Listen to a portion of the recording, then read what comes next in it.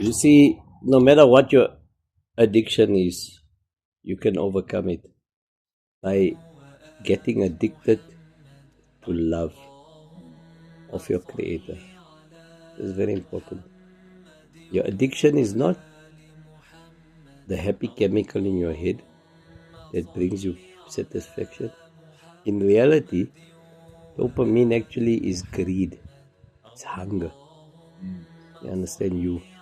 If you got one mountain of gold, you want a second mountain of gold.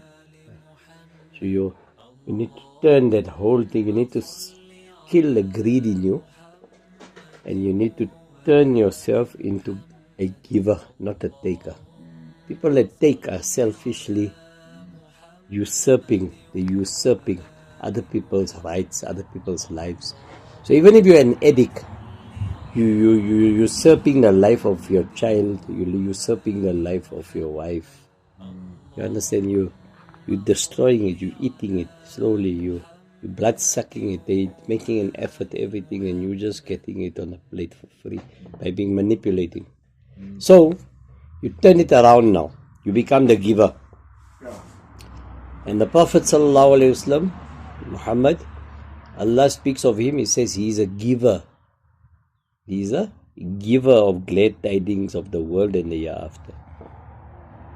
So once you become a giver, you'll automatically, people that are generous, good-hearted, and they get caught with drugs, they have the ability to give for the sake of God and worship for the sake of God. You understand? But and they can overcome whatever addiction they got very easy, whether it be alcohol, gambling.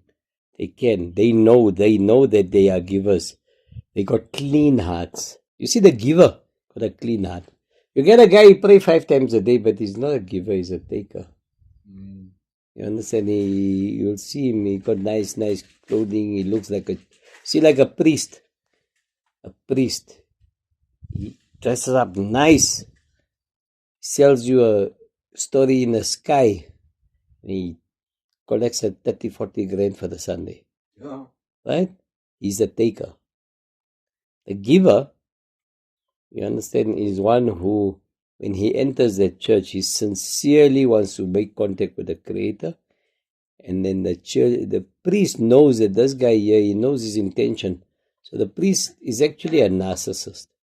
He manipulates the situation where this poor guy who's got hardly anything, but he feels he has to give.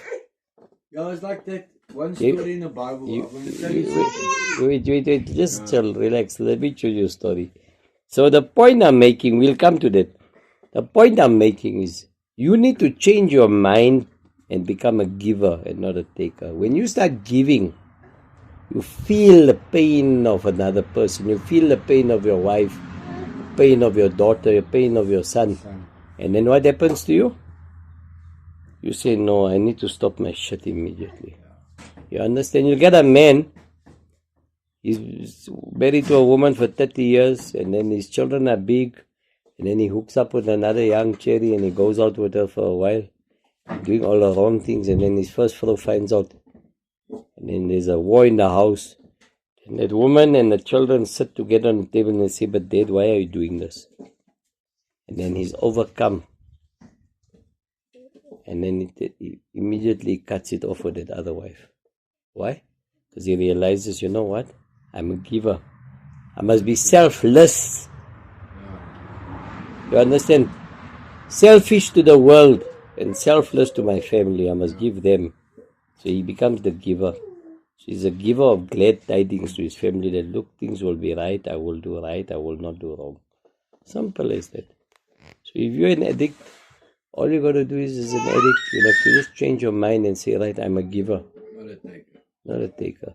That's the first thing. The addict is selfish. He manipulates his world to get what he wants. He needs to manipulate the world to give what he can. Hey, check smiley there.